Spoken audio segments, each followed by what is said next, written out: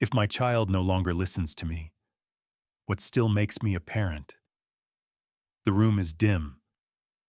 A mother sits across from her son, the blue light from his phone flickering across his face.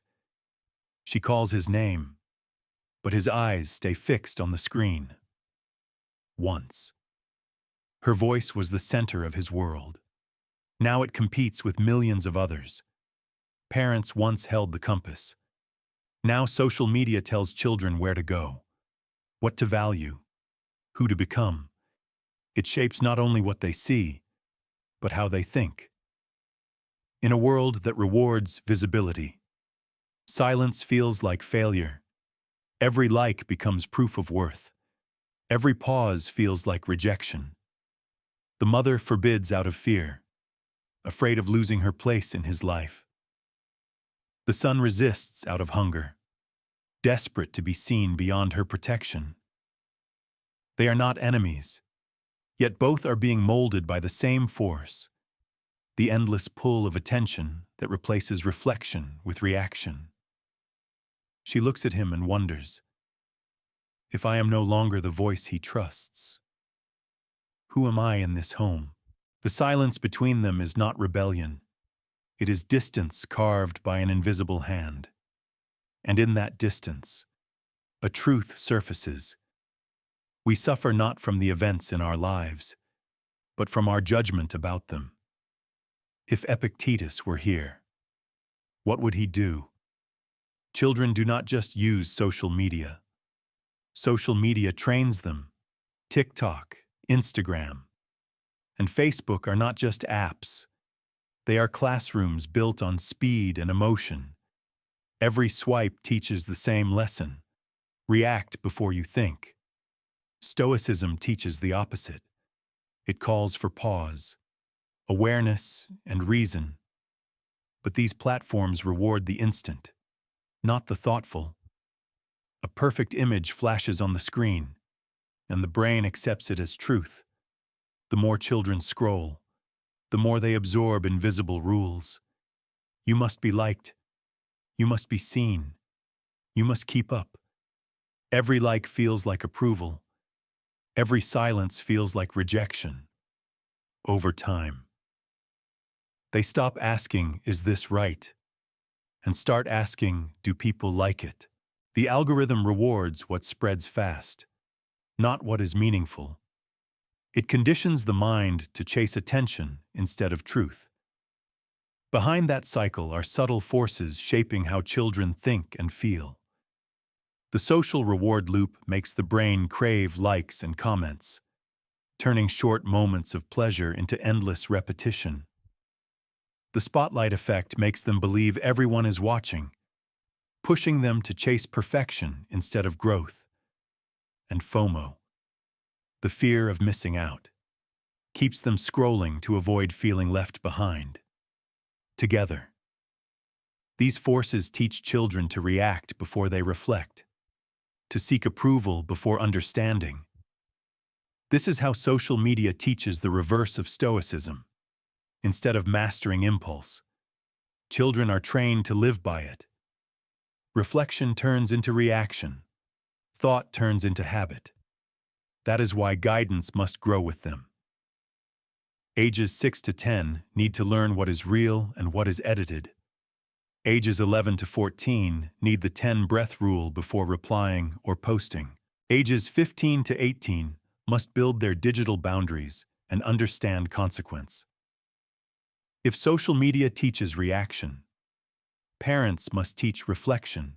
True freedom, as Epictetus said, begins with mastering the self.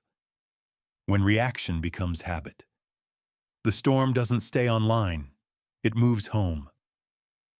What begins as scrolling soon becomes silence at the dinner table. Children fear being forgotten. Never good enough? Parents fear being left behind, losing their child. A world that teaches one to chase attention teaches the other to fear replacement. Two fears, parallel yet bound together. A small moment shows it clearly. The child deletes a post after too few likes. The mother sees, wants to speak, but stops.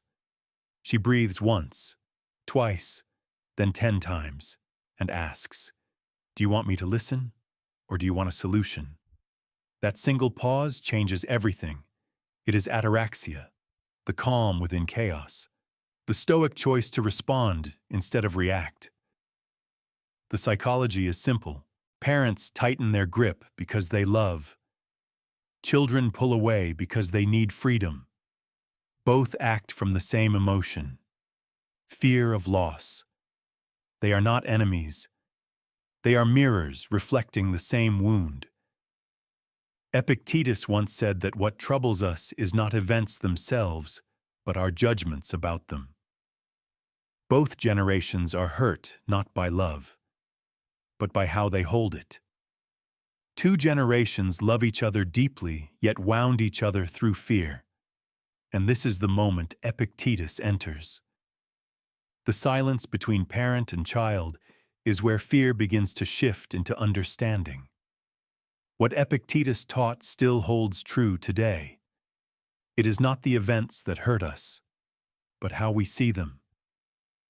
The storm outside is never what destroys peace. It is the storm within. From the clash of two fears, of being forgotten and of being replaced, comes a single truth. Calm is the only freedom no one can take away. Parents cannot control the world their children live in, but they can control how they enter it. They cannot silence the noise of the feed, but they can choose the tone of their own voice. Epictetus once said, "It is not what happens to you, but how you react to it that matters." To a Stoic, this is not a phrase to admire, but a way to live. It means facing chaos without losing direction, holding still when the world demands reaction. The child learns from the screen how to react. The parent must teach by example how to remain calm. This is where fear begins to fade, where reaction turns into awareness, and where control returns inward, into the space of choice and clarity. He is not the protector, but the guide in the storm. No one can shield a child forever from the tempests of the world, but one can teach him to walk in the rain without losing himself. It is not about fighting against technology, but about teaching not to be ruled by it. Parents do not need to turn off the screen, only to awaken awareness each time the child swipes, each time the parent reacts. There is an opportunity to pause and ask, "Is this under my control?" That is the central question of Stoicism. Simple but profound. The trichotomy of control. What is within is the only thing truly ours. Reaction, emotion, choice. In that inner space, calm or chaos is decided. What lies outside escapes our hands. The algorithm, the world, the current of trends. We cannot stop it, only observe it without losing our center. And what can be influenced indirectly belongs to the realm of habit.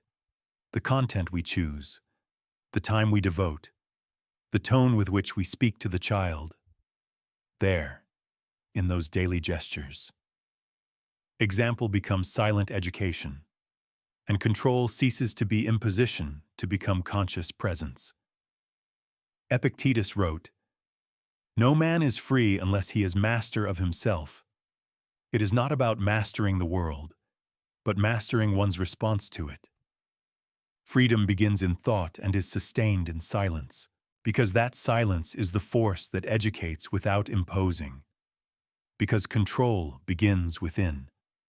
Parents become silent guides. They do not impose. They accompany. Every ordinary moment becomes an opportunity to teach serenity. First, they teach control over what depends on oneself.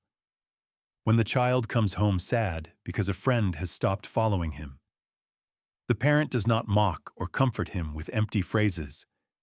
He asks, "Can you control who loves you, or only your reaction to it?" The child thinks, calms down, and learns that acceptance does not define his worth. Then, they teach calm through example.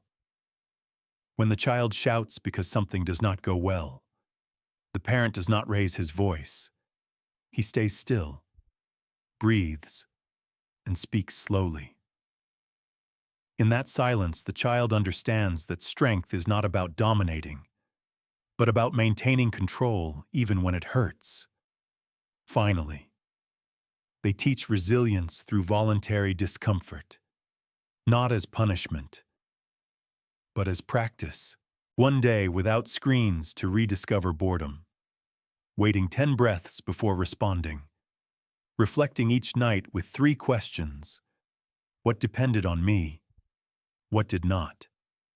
And what can I improve tomorrow?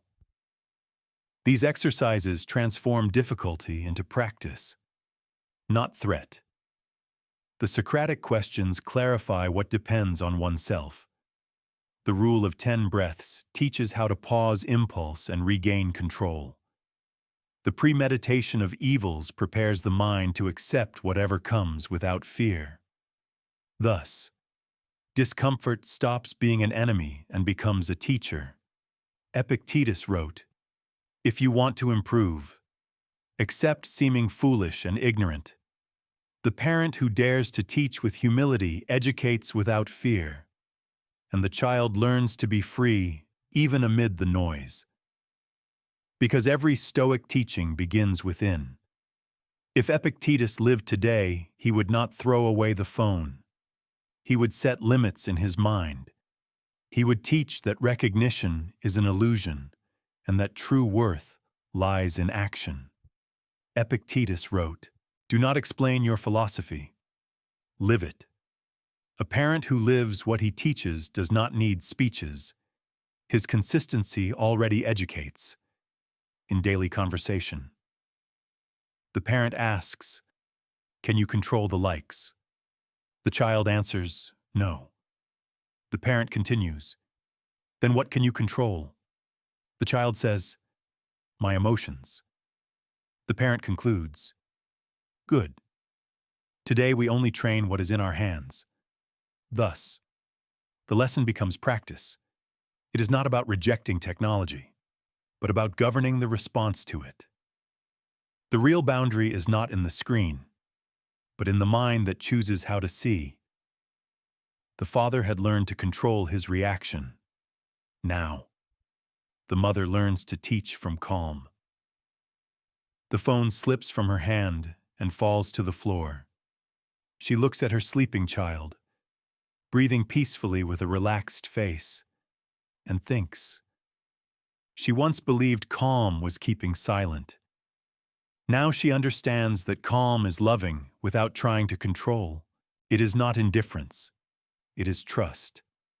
Allowing the child to live, to make mistakes, and to learn without fear. The next day, the boy comes home sad because of a cruel comment online. The mother does not rush to delete it or to comfort him with empty words. She sits beside him and suggests an exercise, to look from above. They close their eyes and imagine the room, then the house, the neighborhood, the city, the sky. From that height, everything that once seemed huge becomes small. The words that hurt no longer weigh as much. Then she asks, "In a year, will this still be important?" The boy looks at her, thinks for a few seconds, and answers, "No, I do not think so." Epictetus wrote, "It is not things themselves that disturb us, but the opinions we have about them." The mother understands. She cannot prevent her child from feeling pain, but she can teach him to see it from another perspective. And in that patient act, serenity stops being silence and becomes a form of love. The mother had learned to let go of control. Now, both parents learn to live with self-discipline in order to teach by example.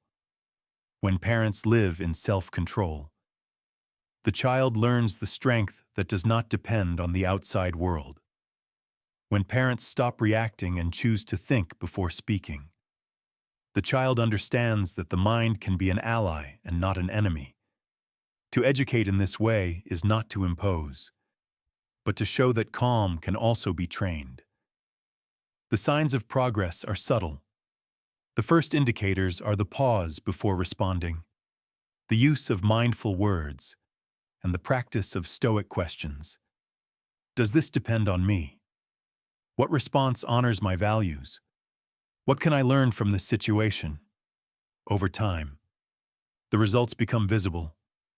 Fewer outbursts, more peaceful conversations, and a habit of reviewing experiences together as a family. From that practice is born the family Stoic commitment. We will tell the truth, respond slowly, and not allow the algorithm to teach our heart. Epictetus wrote, "No man is free unless he is master of himself." Parents who learn to master their inner world also free their children, because through their example they teach that true strength is born in a serene mind. The parents had learned to master their inner world and to teach by example. Now comes the time to look ahead and act with purpose. Epictetus wrote, "First tell yourself who you want to be, and then do what you must do." The teaching is simple and firm. Every transformation begins with a decision. When parents ask themselves what kind of example they want to be, every daily gesture becomes an opportunity for coherence. It is not about seeking perfection, but about living with intention. Speak less, act more. Guide not from authority, but from presence. If this message resonates with you and you want to continue exploring how to apply Stoic wisdom in modern parenting, follow this channel. Here we share ways to educate without fear and to love with calm.